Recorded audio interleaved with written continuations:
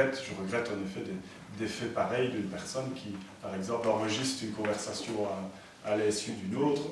Voilà, je pense que je ne vais pas polémiquer là-dessus, mais ça démontre quand même voilà, les types de personnages à qui on a affaire. Mais la pétition, il revient dans une réponse. Une pétition sur la vitesse sur une route régionale.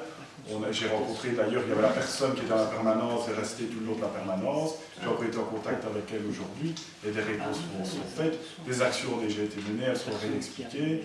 Et voilà. Oui. Je pense que d'une manière générale, lorsqu'on a introduit une demande d'entretien à l'administration, il faudrait peut-être procéder comme j'ai été traité au chemin de fer il y a 54 ans. Lorsque j'ai passé mon premier examen au chemin de fer, j'ai dû remplir mon formulaire sur une feuille où mon nom était caché.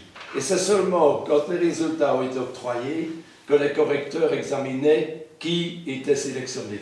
Lorsqu'on demande un entretien à l'administration de l'ALEM, il faudrait peut-être indiquer le motif de l'entretien et ne pas nécessairement indiquer le nom de la personne qui demande l'entretien. Autrement, c'est très difficile à obtenir.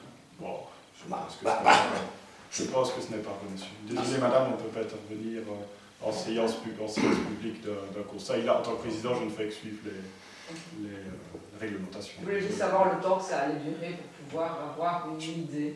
Je ne peux pas vous répondre, je peux vous répondre après la séance publique. Voilà, s'il n'y a pas d'autres questions, la séance est clôturée.